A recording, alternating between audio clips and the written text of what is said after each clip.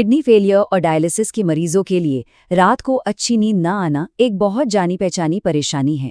और ये सिर्फ थकावट की बात नहीं होती। जब नींद पूरी नहीं होती तो उसका असर हमारे पूरे दिन पर, हमारे मूड पर और हमारी सेहत पर पड़ता है। तो चलिए आज हम आराम से समझेंगे कि इसके पीछे के मेडिकल कारण क्या हैं और नींद को बेहतर बनाने के लिए हम कौन से सुरक्षित कदम उठा सकते हैं। क्या आपके साथ भी ऐसा होता है कि रात में एक गहरी, सुकून भरी नींद लेने में मुश्किल होती है? अगर आपका जवाब हाँ है, तो सबसे पहले ये जान लीजिए कि आप इस परेशानी में अकेले नहीं हैं। ये एक बहुत ही आम समस्या है जिसका सामना किडनी की बीमारी से जूझ रहे कई लोग करते हैं। तो चलिए अब मिलकर ये समझने की कोशिश करते हैं कि आखिर ऐसा होता क्यों है, क्योंकि इसके पीछे छिपे मेडिकल कारणों को जानना ही समाधान की तरफ हमारा पहला कदम होता है। देखिए, जब किडनी अपना काम ठीक से नहीं कर पाती तो हमारे शरीर में खून में जमा हुई गंदगी, जिसे हम टॉक्सिन्स भी कहते हैं, वो पूरी तरह से बाहर नहीं निकल पाती।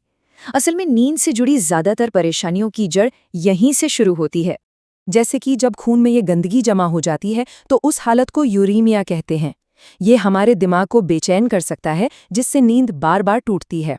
फिर एक और वजह है रेस्टलेस लेग सिंड्रोम। इसमें क्या होता है कि पैरों में एक अजीब सी झुंझुनी या बेचैनी महसूस होती है और उन्हें बार बार हिलाने का मन करता है। ये अक्सर शरीर में आयरन की कमी से होता है। और हाँ, खून में फास्फोरस जैसे तत्व बढ़ जाने से पूरे शरीर में तेज खुजली हो सकती है, जो रात भर सोने नहीं देती। इनके अलावा भी कुछ और बातें हैं जो हमारी नींद पर असर डालती हैं। जैसे शरीर में ज्यादा पानी जमा हो जाए तो लेटने पर सांस लेने में तकलीफ हो सकती है। कभी कभी शरीर में जरूरी नमक मतलब इलेक्ट्रोलाइट्स का संतुलन बिगड़ने से मांसपेशियों में दर्द भरी ऐंठन हो सकती है। और देखिए, किसी भी लंबी बीमारी के साथ थोड़ी चिंता या डिप्रेशन होना भी स्वाभाविक है, जो हमारी नींद को उड़ा देता है। एक और चीज है स्लीप एपनिया, मतलब सोते समय कुछ देर के लिए सांस का रुक जाना। ये भी किडनी के मरीजों में ज्यादा देखने को मिलती है। अब जरा सोचिए, अगर डायलिसिस देर शाम को हो या दिन भर में डॉक्टर की बताई मात्रा से ज्यादा पानी पी लिया जाए तो क्या होगा? रात में लेटने पर सांस फूल सकती है, ब्लड प्रेशर में अचानक बदलाव आ सकता है या बार बार बाथरूम जाने के लिए उठना पड़ सकता है। ये सारी चीजें आपकी नींद को बार बार तोड़ती हैं।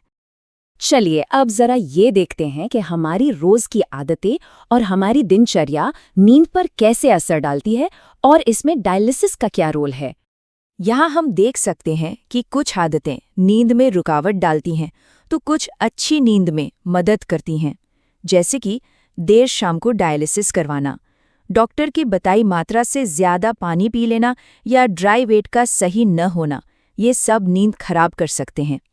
वहीं दूसरी तरफ अगर डायलिसिस नियमित रूप से और ठीक से हो, पानी की सही मात्रा का ध्यान रखा जाए और ड्राई वेट को मेंटेन किया जाए तो नींद को बेहतर बनाने में मदद मिलती है। तो फिर घर पर हम ऐसा क्या कर सकते हैं जिससे आराम बेहतर हो सके? चलिए कुछ सुरक्षित कदमों के बारे में जानते हैं। ये 6 तरीके हैं जो बहुत मदद कर सकते हैं। सबसे पहले तो पानी पीने को लेकर जो भी हिदायत मिली है उसका सख्ती से पालन करें। दूसरी बात, अपना सही ड्राई वेट बनाए रखें। तीसरी, खाने पीने में फास्फोरस और पोटेशियम को कंट्रोल करें। चौथी जरूरी बात, डॉक्टर ने जो भी दवाएं दी हैं जैसे आयरन की गोलियां, उन्हें नियमित रूप से लें।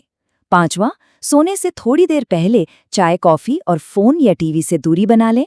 और आखिर में, अगर पैरों में बेचैनी होती है तो हल्का फुल्का टहलने से भी आराम मिल सकता है। और हाँ, एक छोटी सी लेकिन बहुत काम की सलाह, अगर लेटने पर सांस लेने में तकलीफ हो तो कुछ तकियों की मदद से सिर को थोड़ा ऊंचा करके सोने की कोशिश करें। इससे अक्सर काफी राहत महसूस होती है। लेकिन ये समझना भी जरूरी है कि हमें डॉक्टर से कब बात करनी चाहिए। अगर नींद की दिक्कत कम नहीं हो रही है तो अपने नेफ्रोलॉजिस्ट को इसकी जानकारी देना बहुत ही महत्वपूर्ण है। तो हो सकता है वे कुछ इस तरह के कदम उठाने को कहें, जैसे खून की जांच करके आयरन या फास्फोरस का लेवल देखना, आपकी दवाओं में कुछ जरूरी बदलाव करना, रेस्टलेस लेग्स के लिए कोई खास इलाज बताना या फिर स्लीप एपनिया की जांच करवाने की सलाह देना। बात याद रखनी है, परेशानी की वजह को समझिए, उस वजह का इलाज कीजिए और फिर नींद बेहतर होगी। ये एक आसान सा मंत्र है जो इस सफर में रास्ता दिखा सकता है। और आखिर में एक विनम्र याद दहानी, ये सारी जानकारी आपकी जागरूकता और शिक्षा के लिए है। इलाज से जुड़े किसी भी फैसले के लिए हमेशा और हमेशा अपने डॉक्टर की सलाह का ही पालन करें।